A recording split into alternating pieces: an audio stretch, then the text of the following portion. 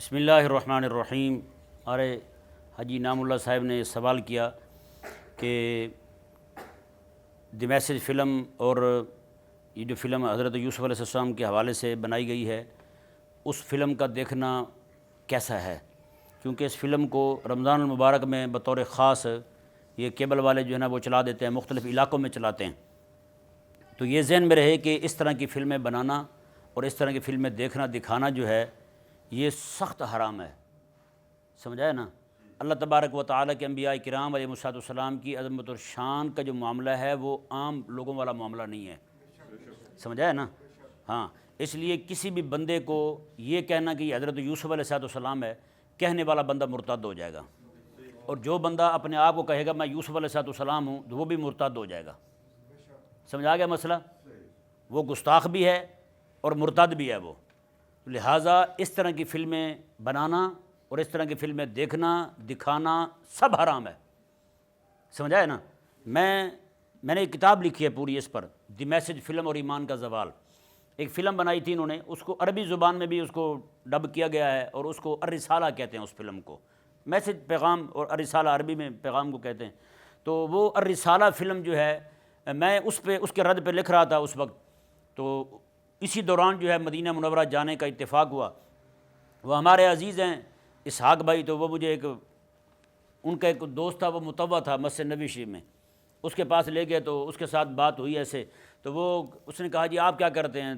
میرا اس نے بتایا، اس نے کہا یہ پاکستان میں یہ کام وغیرہ کرتے ہیں۔ مجھے پوچھنے لگا کیا لکھ رہے ہیں آج کل آپ، میں نے کہا جی میں الرسالہ فلم کے رد میں لکھ رہا ہوں۔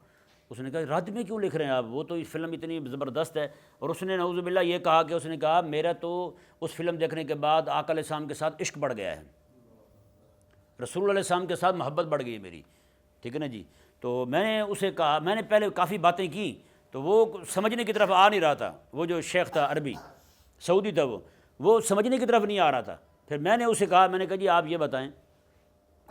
کوئی بندہ ایسے گزرے اور میں کہوں کہ یہ آپ کے والد صاحب ہیں اور وہ ہوں نا آپ کے والد صاحب، تو آپ کے دل میں آپ کے والد صاحب کی محبت بڑھ جائے گی؟ ایک دم اس کا رنگ تو پھیکا ہوا، تو کہنے لگا جی ایسا کیسے ہو سکتا ہے، کسی اور کو میرا ابا کہہ دیں۔ تو میں نے کہا بتائیں آپ جو اس میں نعوذ باللہ من ذالک لوگوں کو پکڑ یہ کہہ رہے ہیں یہ فلاں صحابی ہیں فلاں صحابی ہیں، اور ان کی ظاہری بات ہے بیٹیاں اور بیٹے جو ہیں وہ بھی آقا علیہ السلام کے صحابی ہوں صحابیات ہوں، تو آپ ان کے بارے میں یہ کہہ رہے ہیں، ایک کافر کو پکڑ کے کسی کو بھی پکڑ کے آپ یہ کہہ رہے ہیں کہ یہ جناب فلاں صحابی کا ابا ہے، بتائیں۔ میں نے کہا جب میں آپ کے بارے میں کہوں کہ یہ آپ کا ابا ہے، کسی کو کہہ دوں تو آپ کو غصہ آئے گا مجھ پر، نہ کہ آپ کے والد کے ساتھ محبت بڑھے گی، آپ کی محبت نہیں بڑھے گی آپ کے والد کے ساتھ، آپ کو غصہ آئے گا مجھ پر۔ تو بتائیں بھائی جب آپ کو غصہ آ رہا ہے کسی اور کو آپ کا ابا کہہ دوں تو آپ کو غصہ آ گیا، آپ کی محبت نہیں بڑھی، تو رسول اللہ علیہ السلام کے صحابہ کرام علیہ رضوان ہیں جی، ان کو پکڑ کے فلاں کو اس طرح کر کے کرنا، اور اس میں جناب پرلے درجے کا ملحد اور زندیق جو ہے، اس بندے کا نام انتھونی کوئن ہے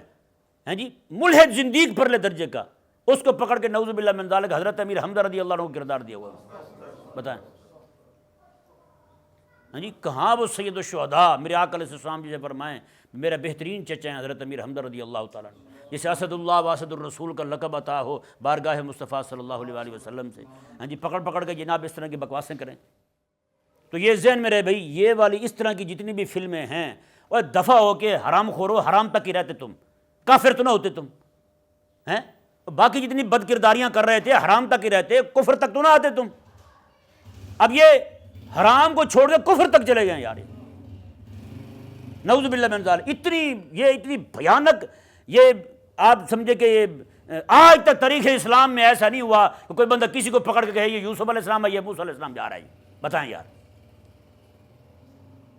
تاریخ اسلام میں ایسا نہیں ہوا جتنا یہ لعنت والا